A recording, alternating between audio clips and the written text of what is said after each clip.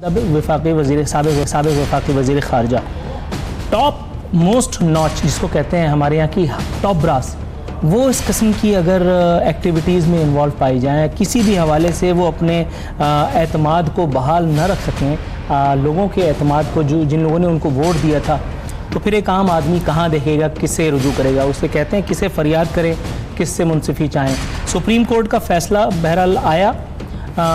कुछ लोगों को ऐसा महसूस होता है कि फ़ैसला आने में बहुत देर हुआ, टेन्योर तो फाइनली पूरा कर ही गए ख्वाजा साहब, 1 महीने की शहादत सियासी मिली उनको। अब ये सियासी शहादत उनको किस हद तक पे ऑफ कर सकती है या उनकी जमात को, इसका फ़ैसला आने वाला वक्त करेगा। लेकिन PTI इस दौरान में पुरज़्म है कि अब वो ख्वाजा आसिफ साहब के बाद एहसन इकबाल साहब की विकेट भी डाउन करेगी। एहसन इकबाल साहब की विकेट PTI डाउन करेगी, इस बात के चांसेस ज़रा कम नज़र आते हैं, क्योंकि एहसन इकबाल साहब ने जो है वो बाउंसर का रुख अपनी तरफ खुद ही मुतवज्जो कर लिया है। कुछ और भी मामलात थे जो एहसन इकबाल साहब के एंड पे थे, लेकिन कौन सा ऐसा मामला है कि जो उम्मीद की जा रही है कि एहसन इकबाल साहब की विकेट लेके जा सकता है? ये मामला क्या था, ज़रा एहसन इकबाल साहब की ज़ुबानी पहले मुलाहिज़ा कीजिए, क्यों घन गरज का उन्होंने सबूत दिया था। दिखाएंगे ज़रा वो वीडियो। हर कोई नहीं आया किसी अपने पर्सनल एजेंडे पे, हमारे अंदर भी उतना ही पाकिस्तान धड़कता है जितना किसी और के दिल में धड़कता है, जितना किसी फौजी के दिल में धड़कता है, जितना किसी जज के दिल में धड़कता है, उतना ही पाकिस्तान एक सियासतदान के दिल में भी धड़कता है। ये मजाक है कि यहाँ पे हमने हर वक्त एक खेल बना लिया है कि लोगों को तस्लील की जाए। We have served this country with dignity and look, the chief justice can sit on the bench. Asif Iqbal ने सिफारिश के ऊपर किसी वाइस चांसलर को लगा लिया। Mister chief justice, have a heart. आपकी तौहीन होती है तो हमारी भी तौहीन होती है। यू हैव नो राइट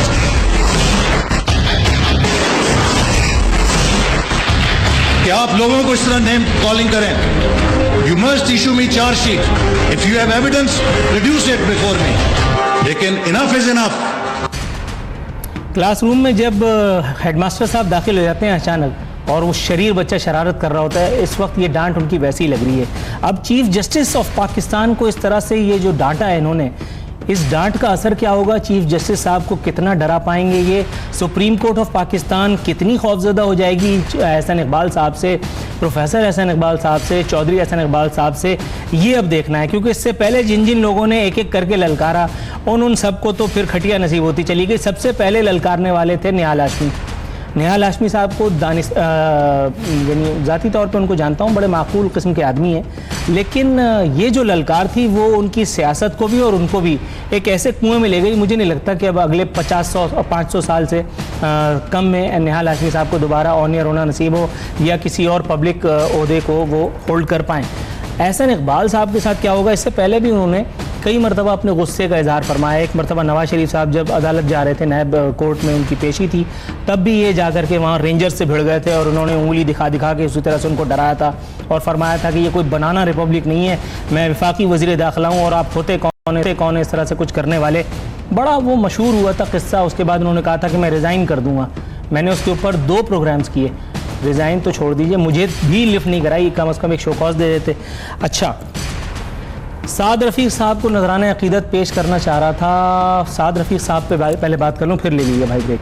साद रफ़ीक साहब के ज़रा वो वीडियो चला दें, मशहूर मोरकतुल आरा, ताकि उनके हौसलों को भी हम जायज़ा ले लें जल्दी से। जो ट्रॉफी मुझे मिल रही है, एक पेशी मुझे मालूम है, आपका तासुब किया क्यों जा रहा है? एक पेशी, फिर अगली पेशी, फिर उससे अगली पेशी, और उसके बाद अब कुछ बाकी छोड़ा नहीं है। मैं क्या कह सकता हूँ? दुनिया की सुने उन्हें इन्होंने मुतमईन होना ही नहीं, जो मर्जी कर लो, खून पिला दो, मुतमईन नहीं होना की करिए? खून भी पिलाया ना, मेरे खानदान ने तो खून भी दिया यार, खून दे के यहाँ खड़े हैं ना, फ्री में तो खड़े भी नहीं है। वालिद ने जान दी, वालदा की जान गई, सारी जवानी लगाई, फिजिकल टॉर्चर, सारे जिस्म काले करवाए, 12-14 बार जेल काटी, किसी आमरीयत से हाथ नहीं मिलाया बशमूल ज़िया आमरीयत के। एक मरे हुए महकमे को मेरी पार्टी की हुकूमत में, बाकी महकमे जो है उन्होंने क्यों नहीं इस तरीके से तरक्की की? PIA भी था, स्टील मिल भी थी, रेलवे खड़ी हो गई, निजकारी से बचाया, ईमानदारी से काम किया, तो उसका सिला मिल रहा है। अब बहरहाल मेरे बच्चे भी देख रहे हैं, लेकिन मेरे बच्चे भी देख रहे हैं, मेरा खानदान भी देख रहा है। सर हम भी तो देख रहे हैं, और हमने पहले वो भी देखा है कि जो आप लोहे के चने बनते थे, अब वो लोहा कितना पिघलाया चीफ जस्टिस साहब ने, सलाम तहसीन है उनको। नाज़रीन, यहाँ वक्त प्रोग्राम में एक मुख्तसर सी कमर्शियल ब्रेक के बाद दोबारा हाजिर खिदमत होगा।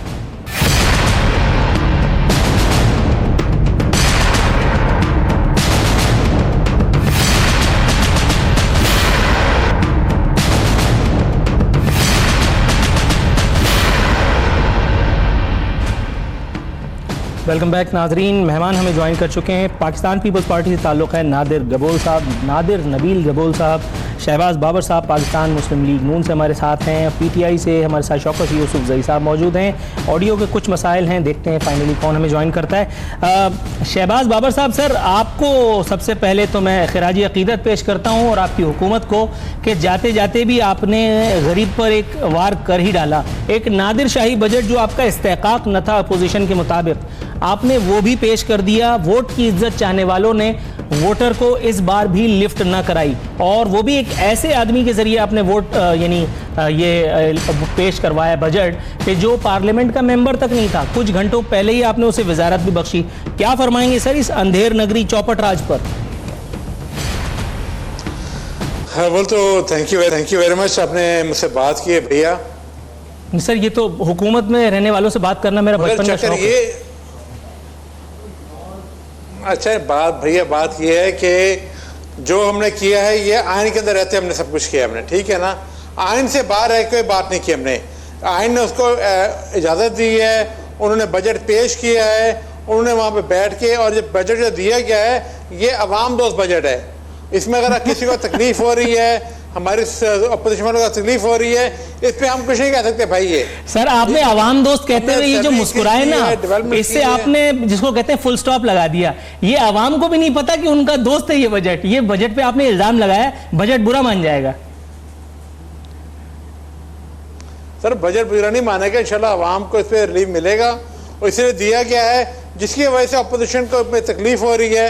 इनको ये नजर आ रहा है कि पता नहीं हमने आवाम के लिए बेहतरी कर दी है। इन लोगों ने अपने दौर में कभी ना काम किया, ना कि बजट दिए, ना कि पब्लिक को रिलीफ दिया है। अभी इनको यह आ रहा है कि मुस्लिम नून जाते जाते भी एक हिस्ट्री बना गई है, अपना छठा बजट देके जा रही है। इसकी वजह से बहुत बड़ी है कि इनको तकलीफ हो रही है भाई। अच्छा सर, इस तकलीफ के लिए किसी अच्छे हकीम, किसी अच्छे डॉक्टर से क्यों नहीं रुजू करते? आप लोगों की तकलीफ का इलाज क्या है? कौन आपकी इस तकलीफ का शाफी इलाज फरमा सकता है? क्यों बिलावजह पीछे पड़े हैं आप लोग नून लीग के? इतना आवाम दोस्त बजट उन्होंने पेश किया कि आवाम सर पकड़ के रो रहे हैं। देखिए आवाम दोस्त पे ये खुद ही ऐसे मुझे कुछ बोलने की ज़रूरत नहीं है। आवाम अब बेवकूफ़ नहीं है, 21वीं सदी है। 2018 का इलेक्शन एक महीने इनकी हुकूमत रह गई है, 2-3 महीने बाद इंशाल्लाह इलेक्शन है। अब ये इनके पुराने मंजर नहीं बिकेंगे। सबको पता चल गया है कि ये आवाम दुश्मन, पाकिस्तान दुश्मन है। इसके साथ जो हुआ है नवाज शरीफ के साथ, इसको जो नाहल किया है, इसकी पार्टी को नाहल किया है, इसका जो मुंशी इसाकदार बाहर भागा हुआ है, मफरूर हुआ हुआ है, ये लोग मिल के पाकिस्तान के साथ दुश्मनी कर रहे हैं। ये लोग अपने दोस्त मोदी को ये लोग फायदा पहुंचाना चाह रहे हैं पाकिस्तान को कमजोर करके। ये पाकिस्तान के साथ इकोनॉमिक टेररिज्म है, और हम लोग इसको किसी भी हाल में हम लोग इसको एक्सेप्ट नहीं करेंगे। और आपने वोटर की जो बेहुरमती की है, आपने वोटर की जो आपने बेहुरमती की, मुफ्ता इस्माइल को आपने मुफ्त में वजीर बना के उसको आपने पार्लियामेंट में भेजा। ये क्या हरकत है आपकी यार? अगर आपका नेशनल असेंबली का स्पीकर नहीं भी अगर आता है किसी दिन, तो आप किसी पार्लियामेंटेरियन को आप स्पीकर बनाते हो उस दिन के लिए। इस बजट पेश करने के लिए भी आप किसी अच्छा सर शहबाज साहब, ये मुझे बताइएगा, बजट में और बहुत सारी काबिल एतराज बातें थी, लेकिन सबसे ज्यादा काबिल एतराज बात जो लगी वो ये कि कराची वाले रो रहे हैं। कराची में लोड शेडिंग है, अवाम हड़ताल पे उतर आई। जमात इस्लामी ने कल हड़ताल भी करवा दी। लोग जो हैं वो कभी वज़ीर आला का मुंह देखते हैं, कभी वज़ीर आज़म का मुंह देखते हैं। वज़ीर आज़म साहब तैयारा पकड़ के आए और अवाम को एक लॉलीपॉप दे के चले गए कि मैंने सब कुछ ठीक कर दिया। उस दिन के बाद से अल्लाह का शुक्र है, मैं अपनी बात कर रहा हूँ, मेरे घर में 6 घंटे इजाफी लाइट जा रही है। अच्छा, वज़ीर आज़म को पहली बात तो ये कि मुझसे क्या दुश्मनी है। दूसरी बात ये के इलेक्ट्रिक से ऐसी कौन सी दिली रगबत है या कोई अतिया वतिया के चक्कर है, 15 अरब रुपए का रिलीफ मजीद दे दिया। कराची वाले रिलीफ के मुस्तहिक है या के इलेक्ट्रिक, जहां एमक्यूएम ने अपने लोगों को मैनेजमेंट में इंस्टॉल कराया? कहीं आप भी मुस्तफीद तो नहीं हुए? भैया जो बात जो करे के इलेक्ट्रिक रिलीफ दिया गया वो कराची के हमारे भाइयों के लिए दिया गया है, वो किसी के जाती मफाद के लिए दिया गया है। आज जब कराची की बात कर रहे हैं, कराची में लोड शेडिंग हो रही है, ये सिंध गवर्नमेंट की सबसे बड़ी नालायकी है। सिंध गवर्नमेंट कहां से आ गया भाई? सारा पावर आप लोगों को हो रही है। सिंध गवर्नमेंट कहां से आ गया भाई के इलेक्टर के सरचार्जेस पे सरचार्जेस आप लोग लगा रहे हो, बिजली आप दे नहीं रहे हो, उसके ऊपर आप सरचार्ज लगा रहे हो उसके ऊपर, ये तो आप मतलब खुदकुशी करने के लिए मजबूर कर रहे हो आवाम को। गरीब आदमी कहां से लाखों रुपए का बिल एक्सेप्ट करेगा? मेरे लियारी के लोग आते हैं मेरे पास, उनका बेचारों का 2 कमरे का घर होता है, उनकी मुश्किल से उनके पास एसी भी नहीं होता है, पंखा भी मुश्किल से चलाते हैं, मगर वो बेचारी एक औरत आई आज रोई है मेरे सामने, लियारी की औरत के भाई मेरे 2 लाख रुपए का आपने उसके ऊपर बिल भेज दिया है। कहां से 2 लाख रुपए का बिल उसके ऊपर हो गया? अमन लेके नहीं आए आप लोग, अमन तो भाई आप लोग लियारी में घुसते भी नहीं हो, घुस भी नहीं सकते हो आप वहाँ पे। आपके जो छोटे बहुत भी अगर आपके वहाँ पे बंदे थे नून लीग के, वो भी भाग गए, छोड़ गए पार्टी। सर और बहुत सारे मौजूआत हैं, 2 मिनट रह गए, मुख्तसरन मुझे गुफ्तगू करनी है। अच्छा सर, नून लीग को तो चलिए कोसते कोसते अपोजिशन का बेड़ा पार हो ही जाएगा। कराची में एमक्यूएम से दोबारा सेटिंग हुई है, शहबाज शरीफ साहब आए हैं जहाज पकड़ के, खैर जहाज तो उन्हीं के साथ रहता है, जहाज ने उनको पकड़ा हुआ छोड़ ही नहीं रहा। शहबाज शरीफ आए हैं और एमक्यूएम के मरकज बहादुराबाद में आमिर खान की एमक्यूएम, आमिर खान और फैसल सब्जवारी की एमक्यूएम से एक बार फिर उन्होंने अपना लव अफेयर चलाया है। ये ताल्लुकात रंग लाए हैं और बजट में उनको मजीद रिलीफ दिया है 25 अरब रुपए का। अब ये 25 अरब रुपए से महाजिरों का, वो महाजिर जो एमक्यूएम बहादुराबाद के मरकज में मौजूद हैं, वो महाजिर जो आमिर खान के खुशामदी हैं, वो महाजिर जो खालिद मकबूल के कहने पे थिरकते हैं, वो महाजिर जो हुसैन की बकायाजात हैं, उनकी बहाली के लिए, कराची वालों की नहीं, कराची में बसने वाले महाजिरों की बहाली के लिए नहीं, एमक्यूएम की बहाली में ये 25 अरब रुपए खर्च होंगे। नादिर कबूल साहब, पहले आपने मुफाहमत के नाम पे एमक्यूएम को पाला पोसा बड़ा किया, अब ये शहबाज शरीफ साहब आए, क्या फरमाएंगे सर? देखिए जी, हमने पाला पोसा नहीं, उस वक्त हमने एमक्यूएम को साथ मुफाहमत नहीं की, हमने हर सियासी पार्टी को दावत दी। हमने उस वक्त नवाज शरीफ को भी दावत दी थी और आपको याद है कि इसके कुछ वज़रा ने वजारत का हल्फ भी लिया था हमारे साथ, फिर बाद में इनकी नीयत ख़राब हो गई। इन्होंने कहा नहीं यार, अगर हम पीपल्स पार्टी के साथ चलेंगे तो शायद हमारी सियासत थोड़ी सी ओवर शेडो हो जाएगी, आवाम के साथ हम लोग मतलब पंजाब की हुकूमत इनके पास वैसे भी थी, इसलिए ये लोग पीछे हट गए। मगर देखें, हर सियासत का मतलब भी मुफाहमत है। आसिफ अली ज़रदारी साहब ने इसी मुफाहमत के जरिए 5 साल पहली दफ़ा डेमोक्रेटिक हुकूमत चलाई। अगर वो इस तरह नहीं करते तो हमारी, अब वो हुकूमत डेमोक्रेटिक थी या क्या थी उसके बारे में बात करेंगे इंशाल्लाह ब्रेक के बाद। शौकत यूसुफजई साहब यहाँ हमारे साथ मौजूद हैं, ज्वाइन कर चुके हैं। मैं सर आपको प्रोग्राम में खुशामदीद कहते हुए आर्जी तौर पर टाटा कहूँगा क्योंकि हमें ब्रेक पे जाना है। ब्रेक से वापस आएंगे तो अपनी गुफ्तगू से जारी रखेंगे।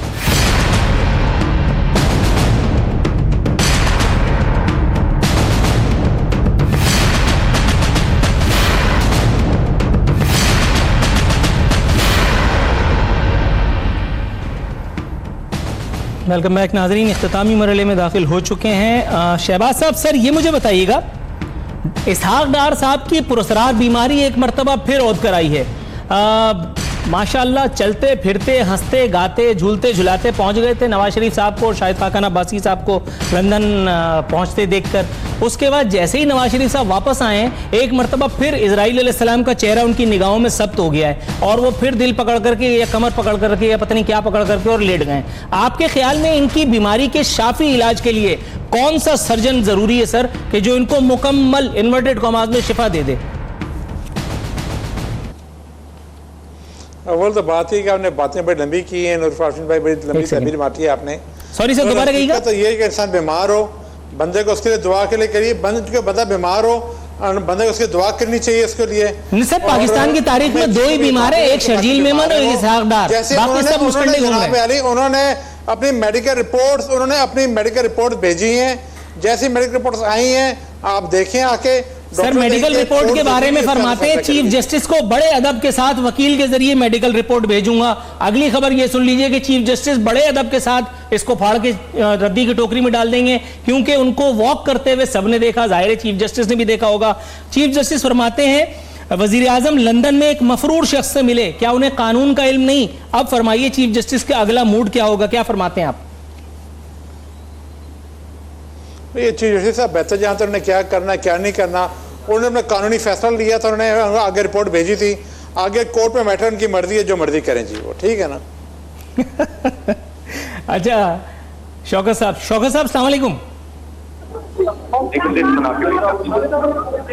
तो बहुत सारे शौकत साहब अस्सलाम वालेकुम। सर ये मुझे बताइए, मेरे सामने एक ये तस्वीर है, उस्मान डार साहब मिठाई खरीद के ले गए थे और बनी गाला में इमरान खान साहब को खिला रहे थे। सर ये 1 किलो मिठाई के पैसे जो बर्बाद किए वो अलग, उनके 15 दिन की दिहाड़ी मारी गई वो अलग। सर आपके ख्याल में इतनी देर तो हो ही चुकी थी, अब बेचारे को टर्म पूरी कर लेने देते, ये बिलावजह सियासी शहादत आपने दिला दी, क्यों? हेलो, लीजिए, हो गया काम। सर आपको मेरी आवाज आ रही है? जी आ रही है, अभी आ रही है, बिल्कुल। अच्छा अब आ रही है। अच्छा सर ये मैं कह रहा था, ये मिठाई का खर्चा किया उस्मान डार साहब ने, इमरान खान साहब को शुगर के करीब ले गए मिठाई खिला खिला के। ये 15 दिन की सियासी शहादत देने का क्या फायदा ख्वाजा आसिफ साहब को? अच्छा, मैं तो सिर्फ ये समझ रहा हूँ मिठाई खिलाए, और मैं समझ नहीं आ रही है, लेकिन मैं इतना कहूँगा कि देखिए ख्वाजा आसिफ है वो, उसका केस और नवाज शरीफ के केस तकरीबन एक ही जैसा है। दोनों ने झूठ बोला है और झूठ बोलकर उन्होंने सियासत किए, तो पहली दफा पकड़ में आए हैं दायरे में। तो मेरे ख्याल से देखिए पाकिस्तान, ये इन्होंने कोशिश की थी पीपल्स पार्टी वालों ने कि इसको आइन से इसको निकाल देने के लिए। ये मैं कहता हूँ ये पाकिस्तान का जाने मदद करनी थी, किसी का जो आर्टिकल ये लेके आए वाला, और उसकी वजह से आज इंशाल्लाह मैं आपको बता पाकिस्तान की सियासत साफ हो जाएगी, करप्शन से भी साफ हो जाएगी, और जो झूठ मकार जो चोरी करने वाले ये सारे आउट हो जाएंगे सियासत। राइट। अच्छा नादिर साहब सर ये मुझे बताइएगा, ये नवाज शरीफ साहब फरमा रहे गलती हो गई, नैब का कानून खत्म नहीं कर सके। नवाज शरीफ साहब से और हमारे सियासी रहनुमाओं से, ज़ोमा से जितनी बड़ी तादाद में जितनी बड़ी बड़ी गलतियां ब्लंडर्स होते हैं, आपके ख्याल में कुर्रार्स पे इतनी बड़ी बड़ी गलतियां कोई और करता होगा? आसिफ अली जरदारी साहब भी ललकार के, और फिर एक पुरसरार बीमारी उनको हो गई थी, जब तक वो बीमारी राहिल शरीफ नाम की रिटायर नहीं हुई तब तक आसिफ जरदारी को रिलीफ नहीं मिला, तब तक वो इस सरजमीन पर कदम नहीं रख सके। आपके ख्याल में सियासतदानों को बीमारियों से या कम अज़ कम अगलात से परहेज नहीं करना चाहिए? देखिए इंसान है ही गलती का पुतला, ना आप गलती से पाक है ना मैं गलती से पाक हूँ, हम सभी गलतियाँ करते हैं। मगर अफसोस ये है कि नवाज शरीफ साहब को जब आप समझाते भी हो कि भाई आप ये चीज़ करो, ये आपके लिए, मुल्क के लिए, डेमोक्रेसी के लिए फ़ायदे में होगा, तब उसको समझ में नहीं आती है। उसको तब ये बात समझ में नहीं आ रही जब उसने यूसुफ रज़ा गिलानी के खिलाफ सुप्रीम कोर्ट गया था, उसने इसको डिस्क्वालीफाई करवाया था ना, तब हर चीज़ सही था, तब हर चीज़ जायज़ था। पर अब जब उसके ऊपर आई है तो हर चीज़ गलत है, उसके साथ कोई पता नहीं हम जैसे जुल्म कर रहे हैं, मुझे क्यों निकाले वाली इसका रोना शुरू हो गया इसका, तो उसको उस वक्त पता होना चाहिए था। हमने बहुत दफ़ा बोला था कि ये सादिक और अमीन वाले क्यों निकाला गया, एक जवाब मेरे सामने खबर की सूरत में मौजूद है। सर शहबाज साहब जवाब का तो वक्त नहीं है, लेकिन आपकी तशफ़ी के लिए मैं खिदमत पे पेश किए देता हूं। इस गरीब कौम को अताउल हक कासमी साहब जो है वो सिर्फ 20 करोड़ रुपए में पड़े, गेस्ट हाउस का बिल 20 लाख, क्लब की मेंबरशिप 15 लाख, तफरीही इखराजात 23 लाख रुपए। अहलियत एक गाड़ी की थी मगर प्रोटोकॉल की एक गाड़ी समेत 4 गाड़ियां इस्तेमाल करते रहे। 23 लाख रुपए में तफरी कर रहे हैं सर आप। यहाँ गरीब के बच्चे को 50 रुपए में तफरी हो जाती है, आप लोग 23 लाख रुपए की तफरी। अच्छा उसके बाद फिर अगली इख्तिदार में आने के लिए भी आप लोग फिर इंडिया देते रहते हैं कि अब मैं आऊंगा। अगली दफा अगर आ गए तो ये 23 मेरे ख्याल है 68 लाख रुपए में कौम को पड़ेगा। इससे साबित होता है कि जमहूरियत बेहतरीन इंतकाम में। अपने तमाम मौजूद मेहमानों का शुक्रगुजार हूँ कि अपनी बावजूद हमारे प्रोग्राम में शिरकत फरमाई। नाज़रीन इसी के साथ हमारे प्रोग्राम का वक्त खत्म होता है। नूरुल आलमीन सिद्दीकी और आमने सामने की टीम को इजाज़त दीजिए। फ़ी अमानिल्लाह।